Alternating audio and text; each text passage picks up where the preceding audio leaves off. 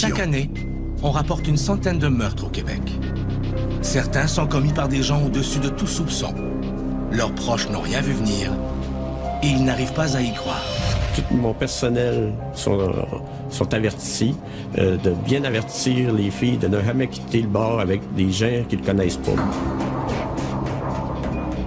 Moi, c'est sûr, je pouvais pas l'attacher sur place. T'sais, si elle devait partir, elle partait. Mais c'est un mythe de penser qu'uniquement les hommes violents peuvent être violents envers les femmes. C'était le seul meurtre de 2011 qui a eu lieu au Lac-Saint-Jean. Donc ça a créé une certaine commotion.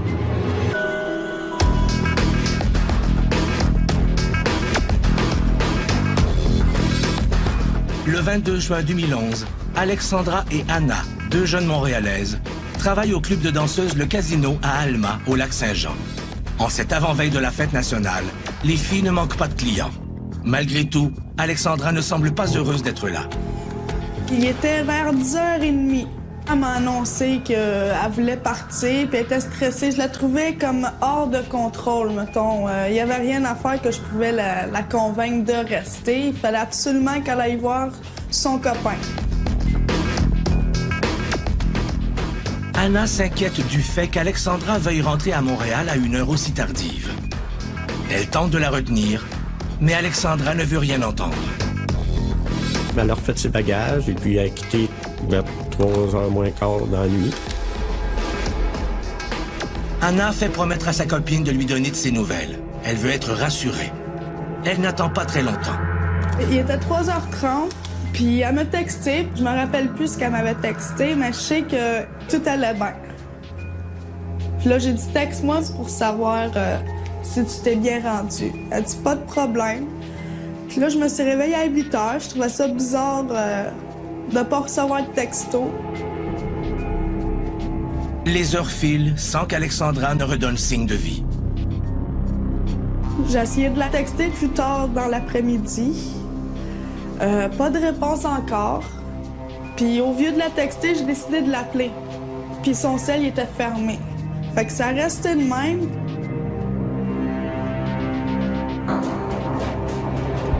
Au milieu de la nuit du 22 au 23 juin 2011, Alexandra Duguay semble s'être volatilisée. Pourquoi ne donne-t-elle pas de ses nouvelles?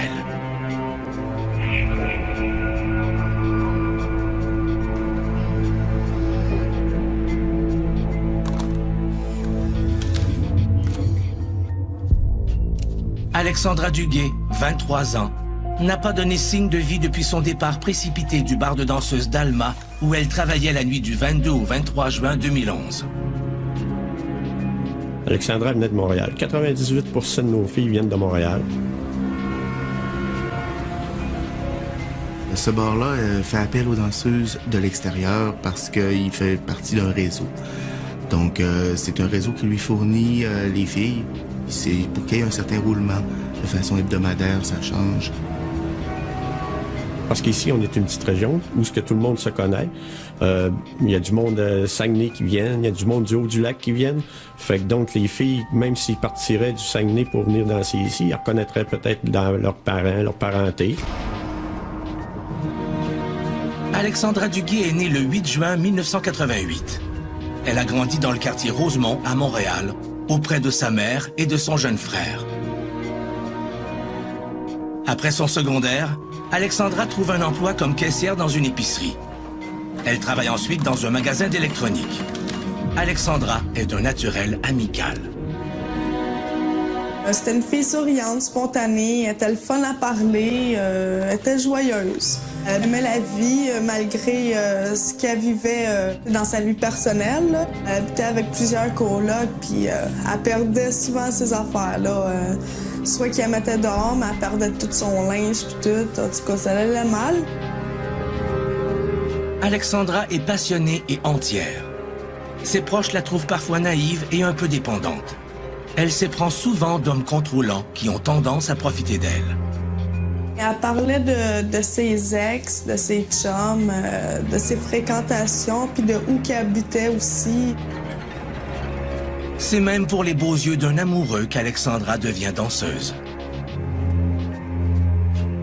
Ça faisait 4 ans qu'elle travaillait comme danseuse à plusieurs places, là. Ça faisait 3 mois que je commençais, puis j'ai décidé d'aller au Sexpert. C'était mon agent qui m'avait suggéré d'aller là. Puis c'est là que je l'ai rencontré, puis depuis ce temps-là, on s'est toujours tenus ensemble. Son amoureux ne tarde pas à lui soutirer tout l'argent qu'elle gagne. Les proches d'Alexandra sont forcés de constater qu'il est devenu son souteneur. Durant le mois de juin 2011, la relation entre Alexandra et l'homme qu'elle aime se fait houleuse.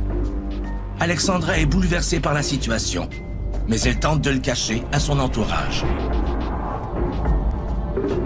Avec son chum, elle avait des problèmes, là. C'était de la chicane pis tout. C'était pas une fille qui parlait beaucoup de ses affaires, tu sais. Elle aimait pas ça qu'on la prenne en pitié, mettons. Je le voyais quand elle venait chez nous, elle était triste des fois.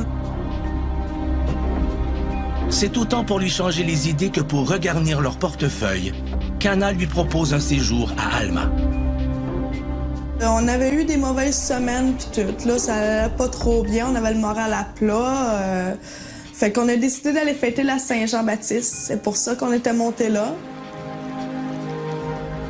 Je voulais justement y faire connaître le lac Saint-Jean parce que j'ai bien aimé cette place-là. La clientèle est formidable et tout. Alexandra se fait tirer l'oreille. Elle n'est pas du genre à vouloir partir à l'extérieur. C'est une fille de Montréal. Elle n'a jamais aimé ça, l'extérieur. C'est pour ça qu'elle était plus dure à convaincre. Alexandra finit par accepter. Le 21 juin, les deux copines prennent la route pour Alma. Quand elle a su qu'on partait, là, elle était contente. Fait qu'on a toutes préparé nos affaires ensemble, puis c'est ça, on est partis, on écoutait de la musique. On a eu du fun. Alexandra est arrivée avec notre chauffeur. On a un chauffeur de l'agence qui est assez régulier. Il fait le transport 4 soirs par semaine. Et puis, elle est arrivée avec le transport le lundi soir. Elle était avec une de ses amies. C'était la première fois qu'elle venait ici. Mais peu de temps après son arrivée, Alexandra commence à rouspéter. Elle avait plus ou moins aimé sa descente, donc elle était déjà prête à repartir le soir même. Ce soir-là, Anna réussit à la convaincre de rester.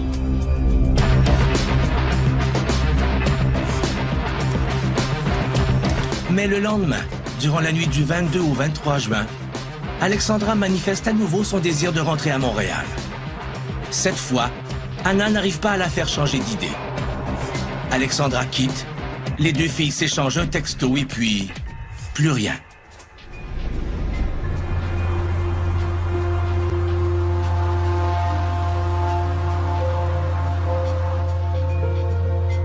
Durant les jours qui suivent, Anna continue d'attendre des nouvelles d'Alexandra.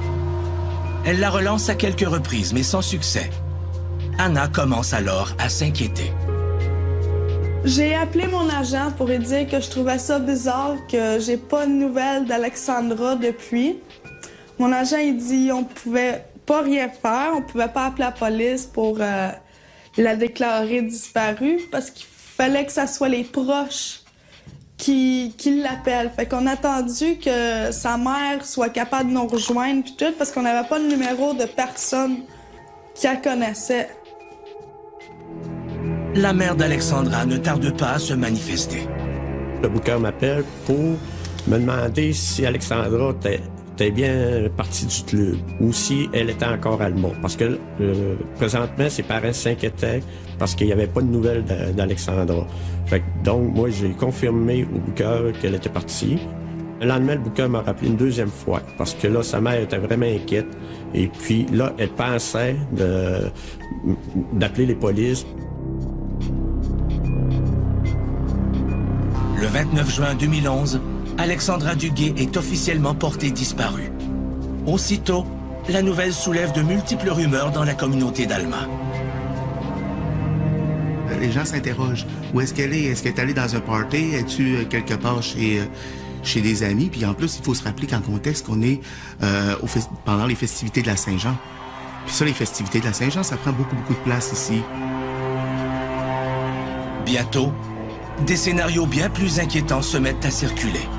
Il y avait cette perception-là qu'elle pouvait être partie avec des gens, qu'elle soit prisonnière quelque part. Elle avait une partie sombre parce que, justement, les fréquentations de ses chums qu'elle avait, c'était pas du bon monde. C'était soit des pimps ou des vendeurs de drogue ou whatever, là, qui étaient assez durs avec elle, mettons. Comment expliquer le silence d'Alexandra? La jeune femme est-elle en difficulté? Sa vie pourrait-elle être en danger?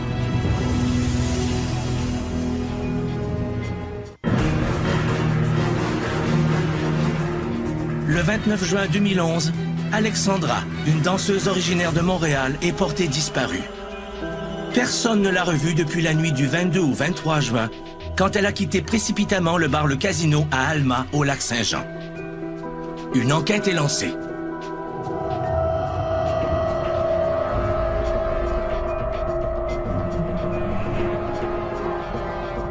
Il y a 2 agents de la Sûreté du Québec qui sont venus ici, voir si Alexandra Duguay était ici. Parce qu'il y avait eu un appel de la Sûreté du Québec de Montréal.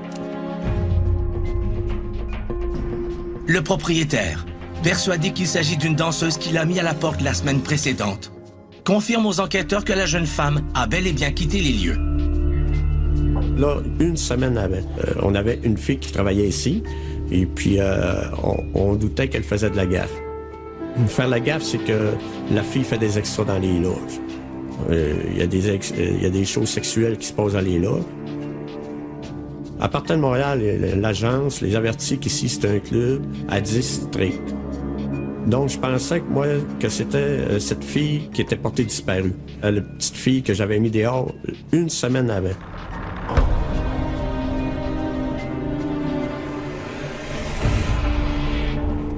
Le lendemain, les policiers reviennent au bar. Là, je leur dis que j'ai parlé à vos policiers hier. Fait qu'ils savent. Pourquoi vous venez me revoir chez nous?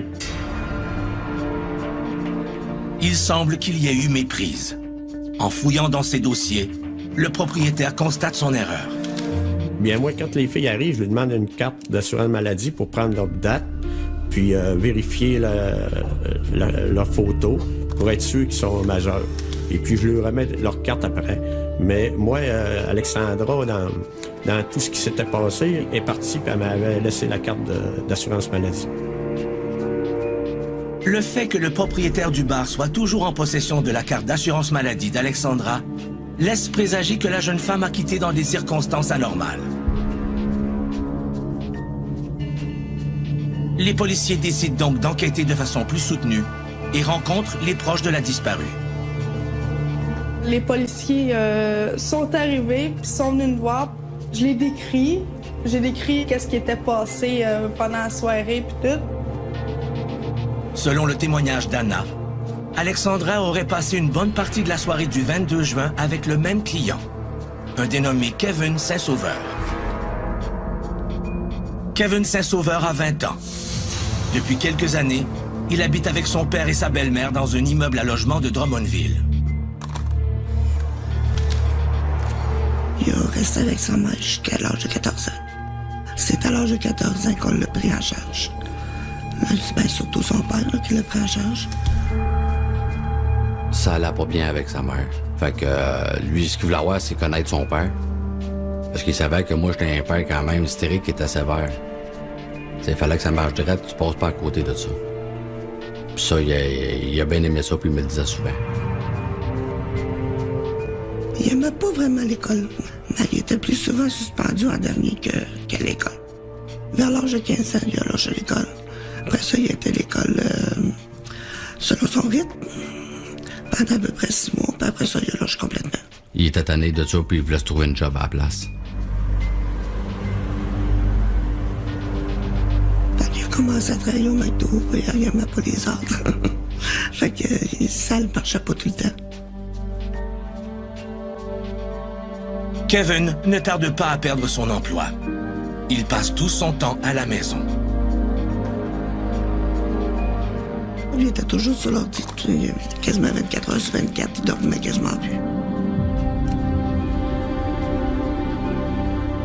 Moi, je pourrais dire que c'est une balle, mettons. Tout ce que je connais pas mal à l'ordi, c'est lui qui m'a appris ça. Il est capable pas mal de faire tout ce qu'il veut sur un ordinateur. Là. Tout ce qui touche à la technologie, ça, il aimait bien ça. C'est pas mal le domaine informatique, là, lui, son domaine. Là. À 18 ans, Kevin devient bénéficiaire d'aide sociale. Peu après, il se fait une nouvelle petite amie. Ayant déjà connu quelques échecs amoureux, il espère beaucoup de cette nouvelle relation. Les choses évoluent bien. Et à 15 ans, la nouvelle petite amie de Kevin vient vivre avec lui chez son père. De temps en temps, Kevin fait quelques petits travaux au noir. Au mois de juin 2011, avec quelques camarades, on lui offre de partir pour le Lac-Saint-Jean.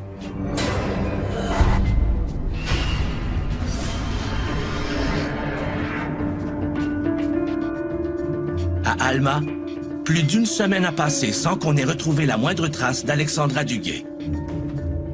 Les policiers se doivent d'envisager l'hypothèse d'un meurtre. Dans la petite ville, les rumeurs s'emballent. Les gens suspectaient même des personnes dans l'environnement. Qui ça peut être? Ça peut être quelqu'un d'ici? Le bureau régional d'enquête de Chicoutimi a travaillé très fort sur ce dossier-là. Et le 5 juillet, il y a environ 5 voitures de police qui sont venues. Nous, en arrière du bar, on a un petit boisé, puis on a un champ. Donc, vu qu'il n'y avait pas de nouvelles d'Alexandra, fait que les policiers sont venus faire une petite battue ici en arrière. Ils ont vérifié dans le champ, ils ont vérifié notre petit boisé aussi.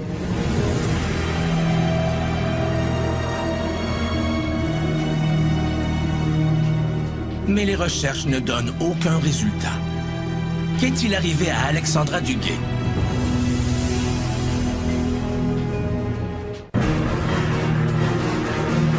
Alexandra Duguay, une danseuse de 23 ans, n'a pas été revue depuis la nuit du 22 au 23 juin 2011 à Alma.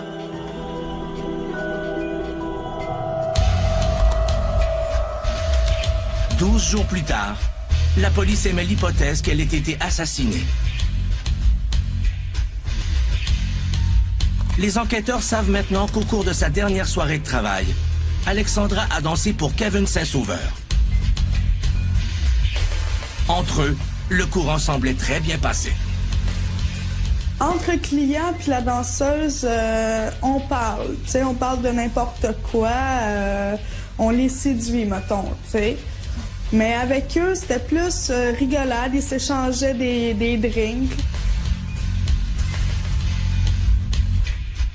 Moi, ce client-là, je l'avais jamais vu.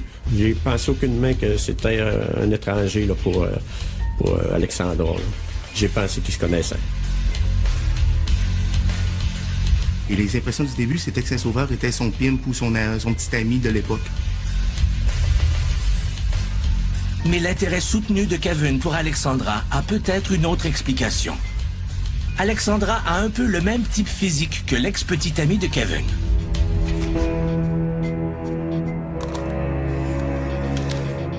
Vers la fin du mois de mai 2011, rien ne va plus entre Kevin et sa copine. Il croit qu'elle le trompe. C'est assez drôlement donné. Il s'est mis sur MSN, mais sur le compte de son chum de gars. Puis là, elle causait, mais elle pensait pas que c'était Kevin. Elle pensait que c'était un autre. Ce qu'il a senti, c'est surtout de l'angoisse qu'il a ressenti parce qu'il n'y a pas un homme qui aime se faire jouer dans le dos, promet des choses, autant que les femmes. Mais, tu sais, il venait m'en parler, puis il disait, regarde, je me suis fait jouer dans le dos par elle m'a trompé, puis lui, il l'a pogné sur le fait sur Internet. Fait que c'est sûr, pour lui, ça a été très dur, ce moment-là. Parce qu'il aimait grosse fille, là.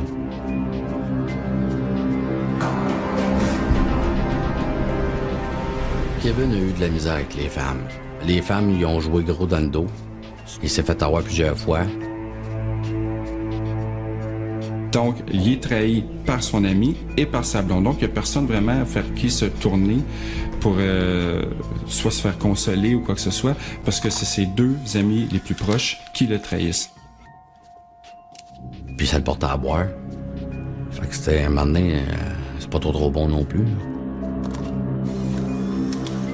Il s'est réfugié dans l'alcool, en parlait pas beaucoup, mais sur Internet, ça, il le faisait. Et il passait toute sa rage sur les réseaux sociaux. Donc, est-ce que c'est une bonne façon de faire? Pas vraiment. Après sa rupture, Kevin donne libre cours à sa peine sur sa page Facebook.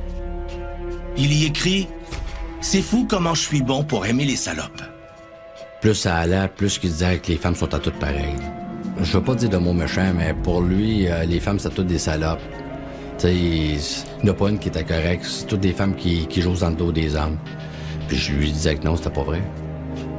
J'aimais pas ça, qu'il parle de même des femmes, c'est sûr et certain. Peu importe la situation, faut que tu apprennes à gérer ça à un moment donné. Sur sa page Facebook, les messages de Kevin se font de plus en plus agressifs. Le 9 juin, il y écrit « Lapin pis moi, on veut tuer une licorne ». Plus tard cette même journée, s'il y en a un ou une autre qui vient me niaiser, je l'enterre. Il n'avait assez. À un moment donné, trop c'était comme passé. Il se défoulait. Ça démontre dans un premier temps qu'il y a beaucoup de frustration, même de vengeance. On voit vraiment, pour lui, ça en fait une affaire personnelle. Puis il la nourrit, en plus, cette frustration-là, en mettant des phrases assez morbides sur Internet. Donc là, on voit vraiment là, que ça devient partie prenante là, dans son vocabulaire, dans sa personne, là, de vouloir se venger. Et c'est clairement un signe évident d'une blessure profonde, d'un trop-plein. Donc il a accumulé, et puis il vient un moment donné où la goutte qui fait déborder le vase, dans ce cas-ci, une rupture. De la façon qu'il voyait les femmes, là, ça vient vraiment de prendre le bord. Là. Donc là, c'est vraiment beaucoup de colère en dedans de lui qui l'extériorise de la façon qu'il peut. Là. La masculinité, c'est essentiellement le fait de se sentir homme. La mâlitude, ça, c'est plus le fait d'être un homme, mais vis-à-vis de ce que la société attend d'un homme. Donc, on doit être à la hauteur et tout. Un homme, ça performe. Ça a une blonde, il a du succès dans sa vie, dans sa carrière, dans ses études. Donc, lui, il n'a pas ça. Donc, il a besoin montrer qu'il est plus homme parce qu'elle est mal enracinée en lui. Donc, il a besoin de se prouver à lui-même qu'il est capable de faire des choses, qu'il est capable de réussir, qu'il est capable de faire tout ce que les autres font et que lui n'a pas ou de la difficulté à obtenir. Pour Kevin, la proposition d'aller travailler au Lac-Saint-Jean ne peut pas mieux tomber. C'est son chum de gars qui voulait qu'il monte la job de protecteur d'asphalte. Fait qu'il a monté à moi avec pour lui montrer la job. Mais au départ, il voulait pas y aller, mais lui, il n'est pas capable de dire non à un service. Fait qu'il était là, petit à Alma, mais il voulait pas y aller au départ.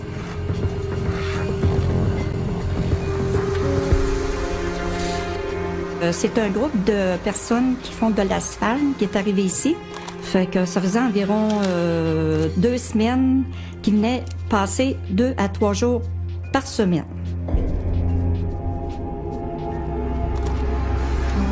Loin de chez lui, Kevin a encore plus tendance à noyer son chagrin dans l'alcool.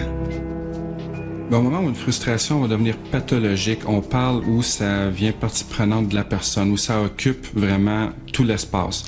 Donc l'individu peut avoir de la difficulté à fonctionner au niveau social, dans ses relations interpersonnelles, peut même avoir de la difficulté à dormir. Quand il ne voit que ça, ça devient vraiment le point central de son existence, de sa personne.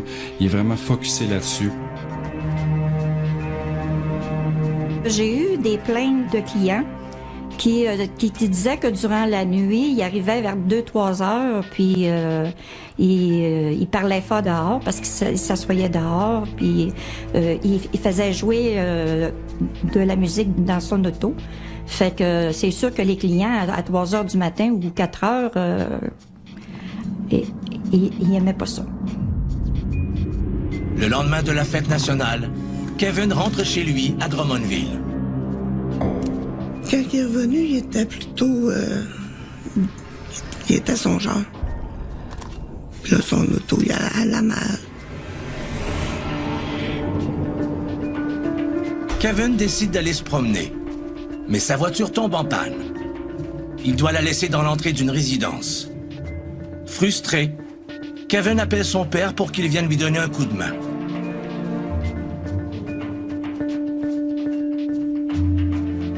C'est parce qu'à un moment donné, il m'a appelé puis il m'a dit que son auto était pris à l'extérieur. Je savais qu'il y avait des problèmes avec son auto, parce qu'il n'y a pas de reculons dessus. Fait que je lui ai offert d'aller chercher une remorque et d'aller chercher son auto. Fait que c'est ce qui est arrivé. On a parti à Sainte-Brigitte, puis on a cherché son véhicule qu'il avait mis dans une cour privée. Quand son père veut s'approcher de la voiture, Kevin réagit fortement. Et c'est lui qui a embarqué dans l'auto. On n'a pas pu... Il voulait pas qu'on embarque dedans. Fait qu'on l'a remorqué, on a poussé l'auto, on l'a embarqué sa remorque, puis on l'a ramené chez nous, dans la cour.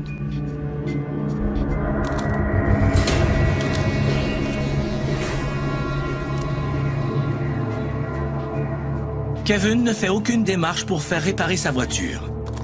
Il passe ses journées devant son ordinateur et continue à nourrir sa page Facebook. Les 1er et 2 juillet, il écrit « Tout le monde fait des conneries, mais un jour tout le monde s'en sort. J'ai hâte d'être rendu là. Et aussi, je cherche un pick-up au plus vite, c'est urgent. » En ce début de juillet 2011, le Québec connaît une vague de grande chaleur.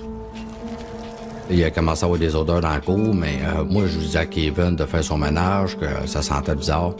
Puis il a dit oui, il dit, moi, je vais faire mon ménage. Puis il disait qu'il y avait de la viande dedans, de McDo, je sais pas trop quoi qu'il disait, là. Fait que j'ai voulu lui donner un coup de main, mais il voulait pas, il voulait que ce soit lui qui le fasse lui-même. Pour moi, ça venait de l'égout qui était dans la cour. Depuis leur rencontre avec Anna près d'une semaine plus tôt, les policiers sont sur la piste de Kevin Saint-Sauveur. Le 7 juillet, un agent de la police de Drummondville se présente chez lui. Le jeune homme est parti chez un ami. Son père accueille l'agent. La première chose que celui-ci demande, c'est d'examiner le véhicule de Kevin. L'odeur nauséabonde qui émane de la voiture de Kevin balaie tout doute. Fait que là, ils ont décidé de prendre une barre et de défoncer les vitres pour aller voir dans l'auto. C'est là qu'on a su qu'il y avait un corps dans la valise.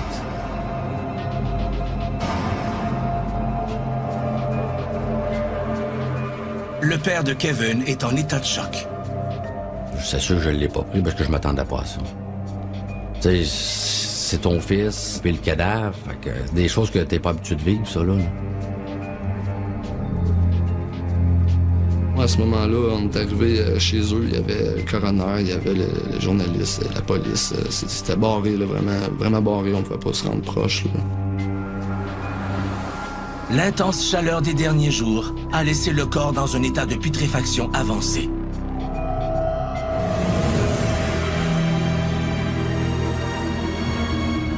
L'identification de la victime est impossible à faire.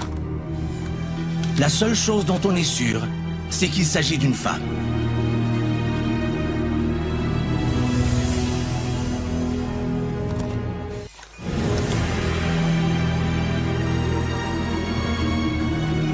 Le 7 juillet 2011, à Drummondville, la police découvre le cadavre d'une jeune femme dans le coffre de la voiture de Kevin Saint-Sauveur.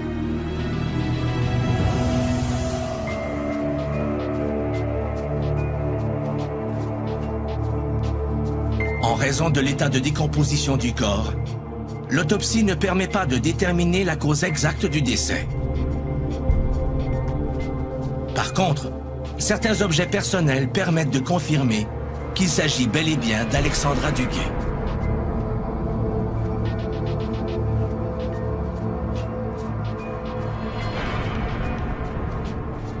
Sans tarder, les enquêteurs somment Kevin Saint-Sauveur de se présenter au poste de police de Drummondville, où il est officiellement mis en état d'arrestation.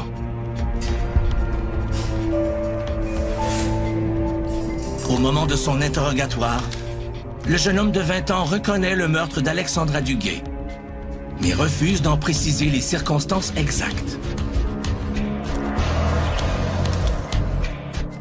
Cependant, grâce aux témoignages recueillis, les enquêteurs sont en mesure de reconstituer le déroulement de la dernière journée de travail d'Alexandra et d'émettre une hypothèse vraisemblable sur la manière dont les événements se sont déroulés. Le 22 juin 2011, Alexandra Duguay, arrivée la veille de Montréal, commence son quart de travail sans grand enthousiasme. là, elle avait dans la tête qu'elle voulait s'en aller. Fait qu'elle a commencé à texter. Nous autres, on pense qu'elle textait son chum pour qu'il vienne la chercher. Elle a passé l'après-midi à texter, puis essayer d'avoir des nouvelles, puis elle n'avait pas. Je sais pas qu'est-ce qu'elle avait, là, mais elle a eu une mauvaise journée qu'elle me disait. J'ai senti nerveuse. Je savais qu'elle parlait sûrement à son chum, là. Alexandra semble très perturbée par ces échanges. On a soupé ensemble, il était peut-être 6 heures quand on a été manger, jusqu'à 7 heures, puis on a jasé tout. Puis à l'heure du souper, j'ai annoncé que moi, j'étais enceinte, puis que c'était elle, la marraine, puis elle était super contente, tout, mais elle avait le goût de s'en aller. Elle disait que son chum s'ennuyait ou... En tout cas, il fallait qu'elle aille voir son chum. Tout laisse croire que l'éloignement d'Alexandra déplaît à son amoureux et qu'il le lui fait bien sentir. L'urgence de rentrer à Montréal augmente. Pendant qu'Alexandra et Anna reprennent leur travail, au motel tout proche, Kevin Saint-Sauveur s'apprête à quitter. Kevin est venu à la réception et il m'a dit qu'il partait ce soir. Fait qu'il est venu me porter la clé. Et à ce moment-là, vers 10h moins 10, je l'ai vu partir avec son auto. Je suis allée défaire la chambre et barrer la porte. Kevin se rend directement au bar de danseuse. Il y rejoint 2 camarades de travail.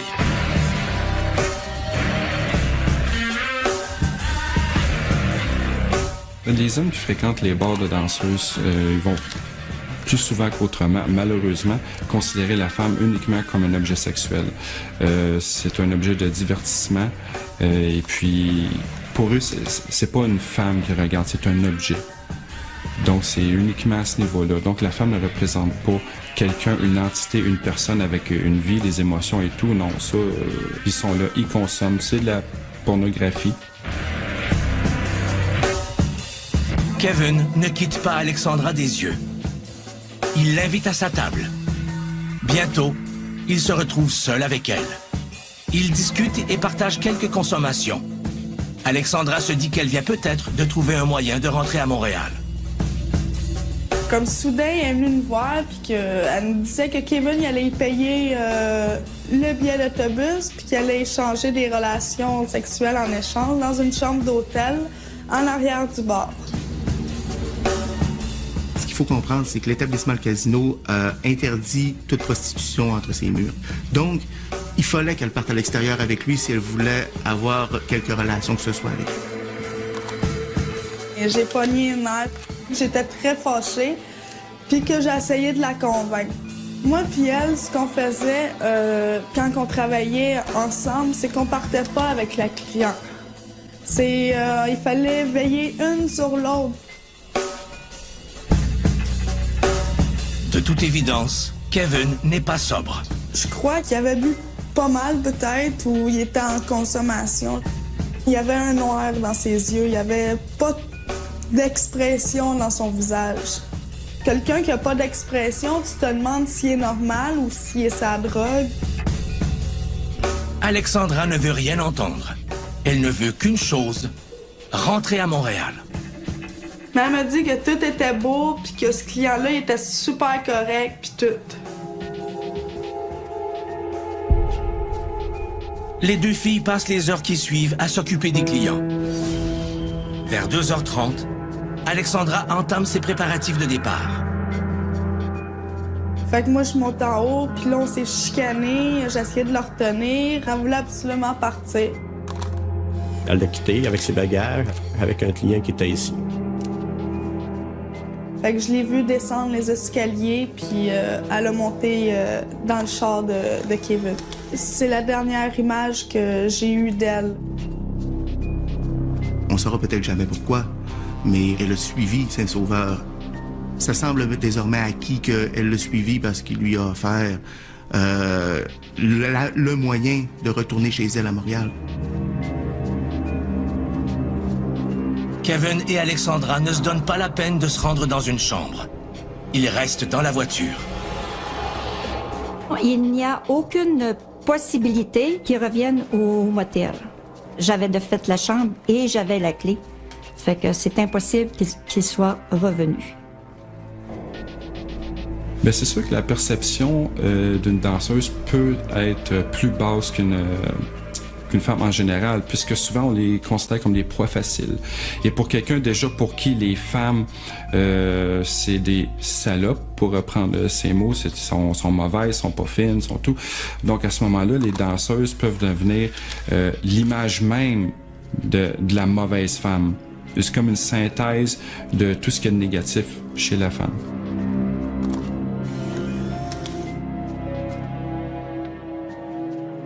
C'est sans doute à ce moment-là qu'Alexandra envoie un texto à Anna pour la rassurer et lui dire que tout va bien.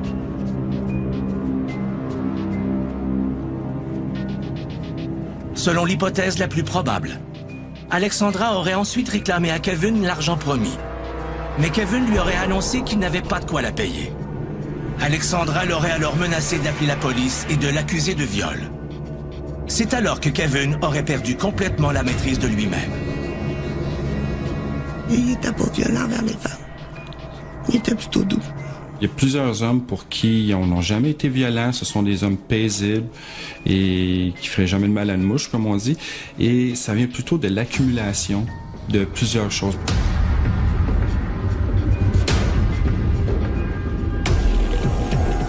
Il vient un trop-plein et à un moment donné, le presto saute, comme on dit. Et là, il y a acte de violence. Ce qu'on sait, c'est que Alexandra Duguay a été tuée à Alma, ça c'est certain. Je sais de sources informelles, mais très très certaines, que on a identifié l'endroit où elle a été tuée. C'est derrière le container, près entre l'établissement, le casino, puis le motel qui est juste à l'arrière. Kevin aurait ensuite caché le corps d'Alexandra dans le coffre de sa voiture pour immédiatement après quitter les lieux. Est-ce que c'est tout simplement parce qu'il n'y avait pas les capacités pour savoir comment se débarrasser d'un corps, il a pris panique, pas capable de m'en débarrasser? Ou est-ce qu'il voulait le garder, continuer à garder le corps pour lui-même, comme ça personne ne va pouvoir le prendre à sa place, c'est lui qui va le garder, elle va toujours rester avec lui?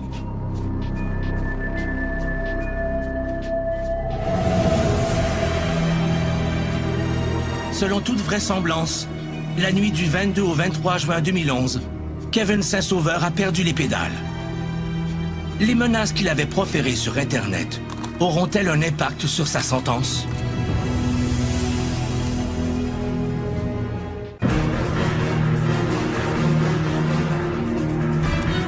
La veille de la fête nationale 2011, Alexandra Duguay accepte de monter dans la voiture de Kevin Saint-Sauveur à Alma. 2 semaines plus tard, le jeune homme de 20 ans est arrêté pour le meurtre de la danseuse.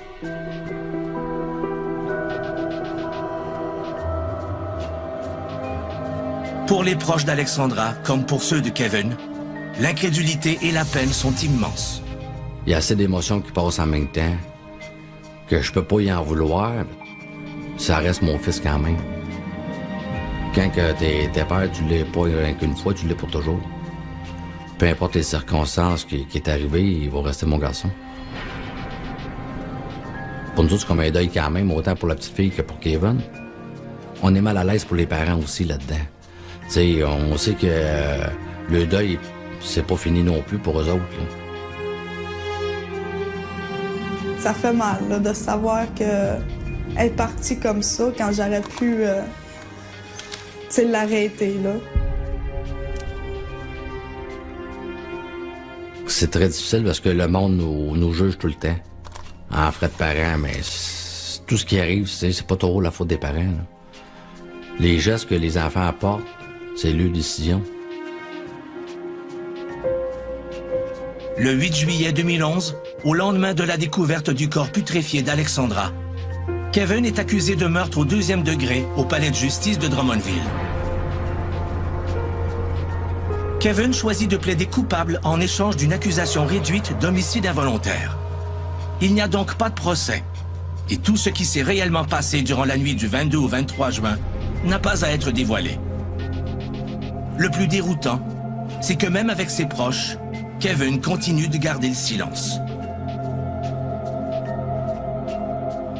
Mais c'est sûr que le fait de pas savoir ce qui s'est passé, c'est sûr que c'est un poids qui est très lourd. Et non seulement de pas savoir ce qui s'est passé, mais pourquoi.